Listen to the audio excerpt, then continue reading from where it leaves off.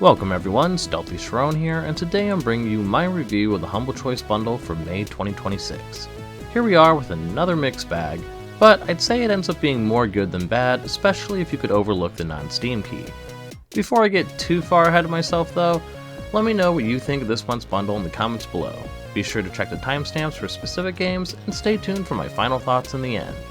Okay, let's get to the review.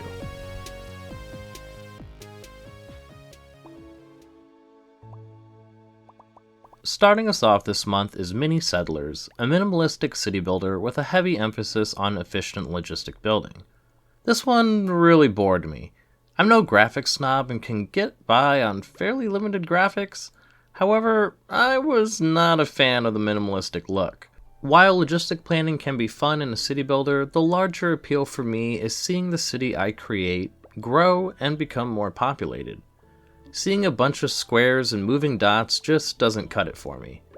Not to mention, I was playing a large portion of this game, only completing the first 2 levels, at the fastest game speed. And there was still a point in there where I decided to walk away from it and do some dishes. All because I was just waiting for numbers to grow bigger.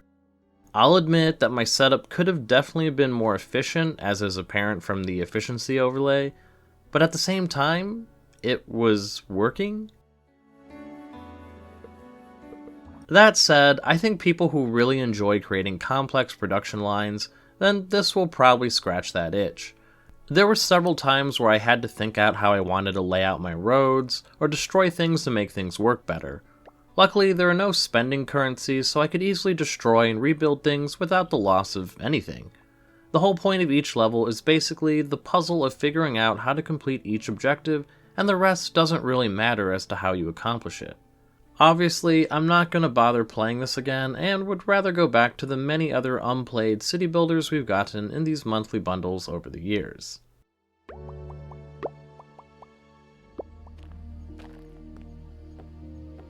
Next up is Cubic Odyssey, an open-world survival crafting game.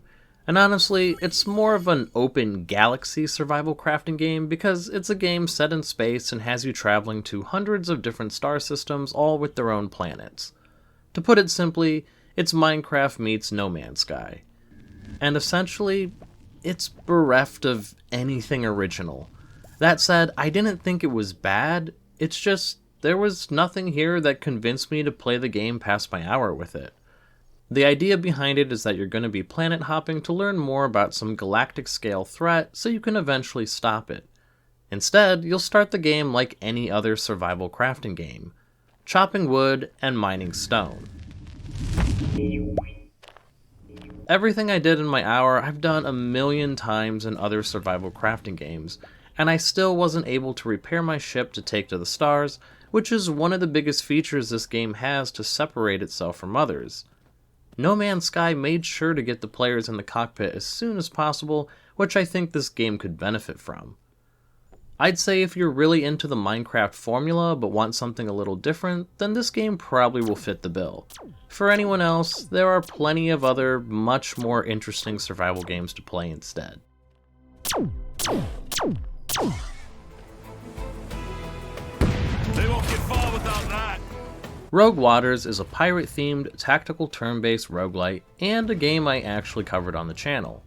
I'll leave a link to the review in the card on screen and in the description below for those wanting to hear my full thoughts. However, I'll give my Cliff Notes version here. You play as Captain Cutter trying to get revenge against the merciless Blackbone. It's not the greatest of stories, but it gets the job done for the most part. The overall gameplay loop follows a typical roguelite in that you choose the nodes you go to, being battles or events, that can net you gains, but usually at the cost of something. These gains tend to result in additions for your ship to give your crew various buffs in battle, such as extra health or movement, and additional cannons for your ship that have different capabilities. Some cannons specialize targeting crew members, some can only target other cannons, others deal high damage but can only be used in certain rounds. This is all important because ship battles take place over 3 rounds where you trade shots until it's time to board. Boarding is the tactical turn-based section where 4 members of your crew swing over to kill everyone. Speak, and the tides might answer. Combat rewards aggression because every attack can push an enemy. This lets you set up combos where you could push enemies into walls, other enemies, or completely overboard. Despite the flaws that the game has, which would take me too long to get into here, it does have some good ideas that ultimately make a fun game. I have no interest in playing the game again, but it's a worthy addition to the bundle. What skullduggery needs doing? Following up the tower defense game we got last month, we get another tower defense this month being Nordhold. Like Artisan's TD, Nordhold jumps right into the gameplay without any fluff. Towers have to be placed on the hills surrounding the ever-growing path the enemies follow. I thought this was a bit different and wasn't sure how much I liked it as compared to other tower defenses, where the paths are already laid out. However, depending on how the path unwinds, it could make certain towers doubly useful as they might be able to hit into other parts of the lane they couldn't before. Additionally, each tower has a set of stats to level up, such as damage, fire rate, and radius, to fine-tune each killing machine. Personally, I found this to be a bit too finicky and felt it was overwhelming to figure out what I should be improving. I pretty much only did fire rate and damage output. In between waves, players must manage a worker placement game loop where you have to decide where to best place your workers and how to best spend your resources. It's a delicate balance of trying to ensure your economy is keeping pace while at the same time making sure your defenses don't suffer. I thought it was interesting and didn't mind the meta progression in between runs to try and do a little better on the next. In fact, I'd say that the worker placement gameplay is what sets this game apart for me. If it wasn't for that, then I don't really think this game would have been all that great. I did have fun with this one though. I preferred Artisan's TD over this myself, but if you're already looking for your next tower defense game, then this seems to be a good one.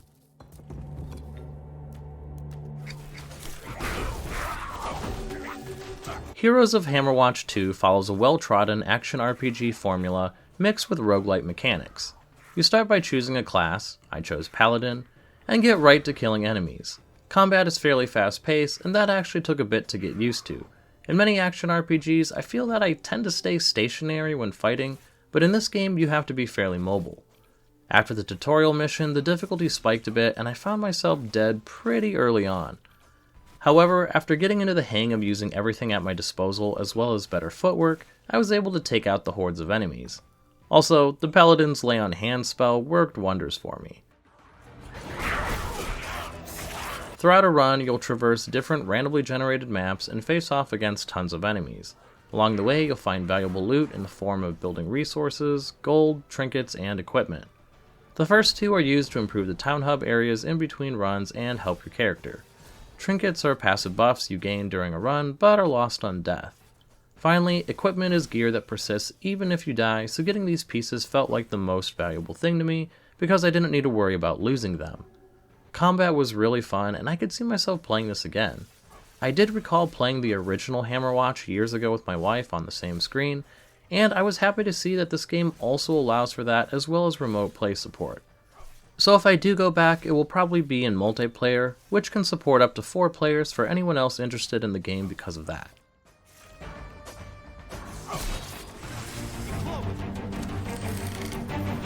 I'm pretty surprised that we got Crysis 3 Remastered versus getting the first remastered game, or heck, maybe being super generous and getting all 3 remasters?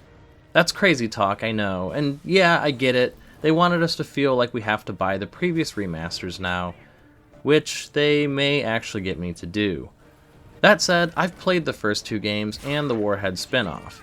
I'd say for that reason, I was happy to actually get this game.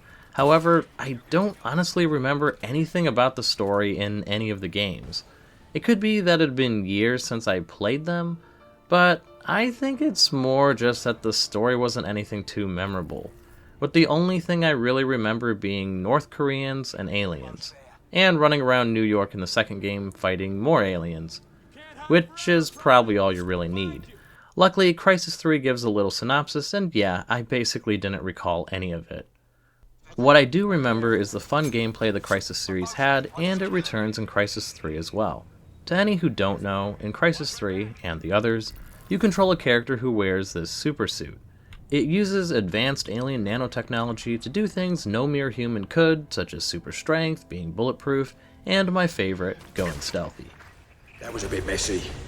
Maybe you need this. A bow? Yeah, makes you an invisible, silent killing machine. Serious kit, this. You like it? No. Well, that's because you haven't heard the good part. Carbon lasers map that bow to your nanosuit. It has enough kinetic energy to stop a rhino dead. With interchangeable heads, you can drop an explosive charge on any target. And best of all, you stay cloaked. You like it now? I'm coming around. Now they give you this cool bow that you could use to take out everyone. I almost wonder why any other guns were in the game at all, to be honest. I didn't get too far into the game, but far enough to see a gorgeous, overgrown New York City. Even with this remaster being years old at this point, the game looks great. I'm sure I'll come back to this one day, and maybe that will be after I replay the first two again. Although, I'm glad that I can at least say, why yes, actually, I can run Crysis.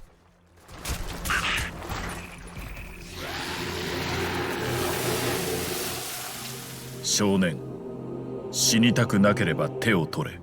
Given that I knew Shin Megami Tensei was closely related to Persona, although I hadn't realized Persona was the spin-off, I incorrectly assumed that it would be similar to the Persona games I've had minimal experience with via past Humble Choices.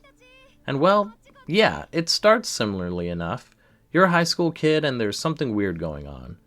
But that quickly gets thrown out the window as you find yourself in some hellscape, I think literally, where angels and demons are duking it out. The protagonist fuses with some sort of demon, maybe, and gets the ability to fight the monsters scattered across the land. Combat plays out in a recognizable turn-based fashion, but has a unique exploitation system. If you could use a skill that targets an enemy's weakness, then it grants you another action point to use, therein extending your turn. Chain together enough of those, and you can dispatch an entire group of enemies without getting hit or taking minimal damage, which is satisfying. Of course, it's far too early to tell much about the game, but the combat seemed fun. There seemed to be more of an emphasis on exploration as well over what little I played of Persona, but that seems to be at the cost of the wealth of social interactions Persona has. Instead of party members, you convince demons to join your party in a sort of Pokemon meets hell kind of thing. I actually enjoyed the interactions with the demons, even if I didn't particularly care for the ones I had at the start. All in all, I'd love to give this a go at some point, but it's definitely not going to happen before I play the Persona series.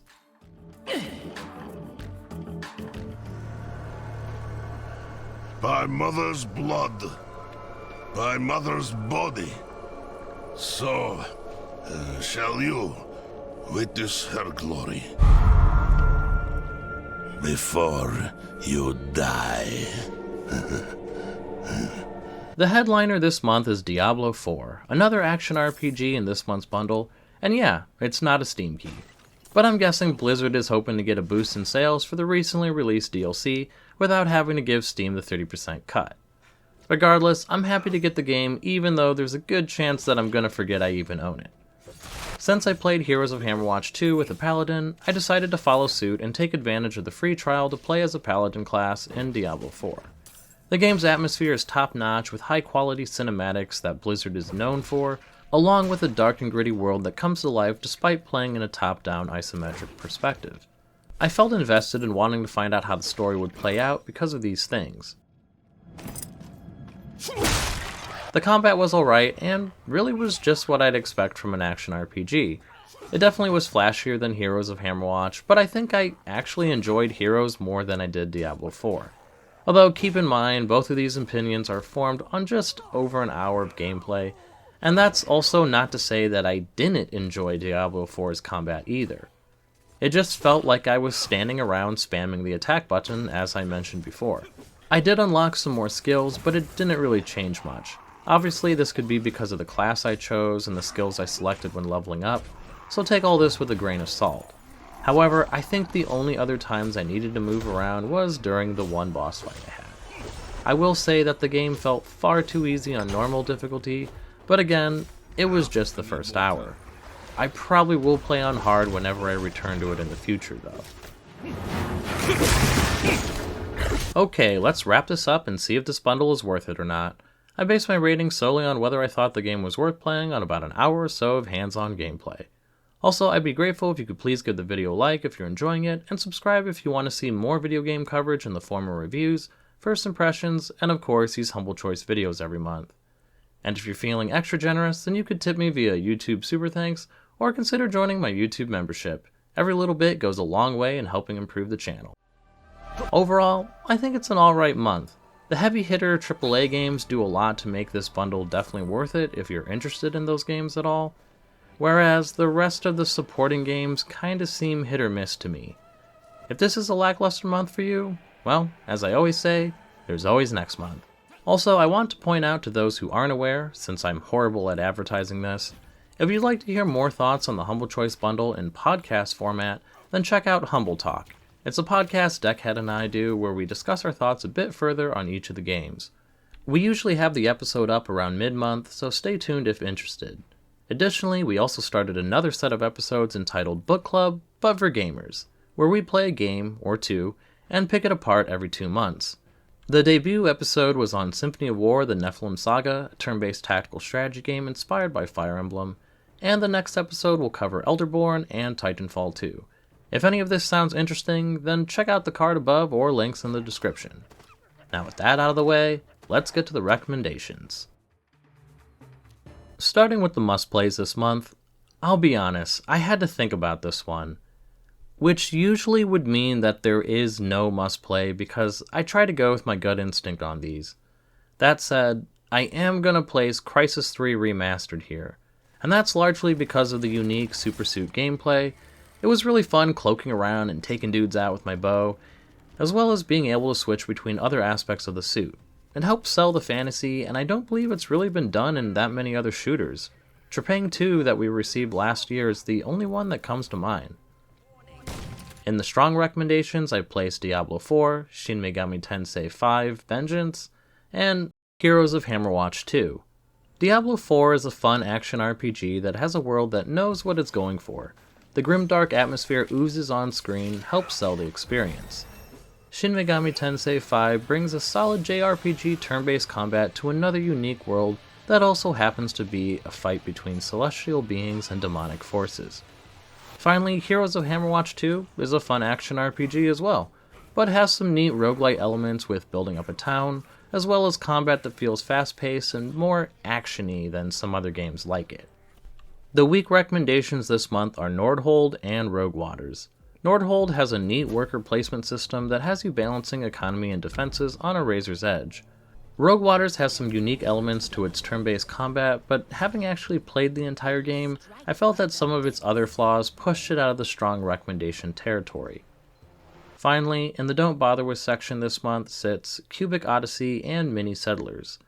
Cubic Odyssey actually seems like a solid game, but it's so uninspired that I just didn't feel like I would bother with playing it at all. Mini Settlers is a game that I think can scratch that logistic gameplay itch, but I like something a bit more visually appealing when it comes to city builders. Do you agree with my thoughts? What games, if any, are you looking forward to playing? Let me know what your thoughts are, or if there are any different recommendations you'd make in the comments below. I hope this video helped you in some small way, and if it did, then please consider leaving a like, comment, subscribe, or whatever it is you feel like doing. Thanks for watching, and have a nice day.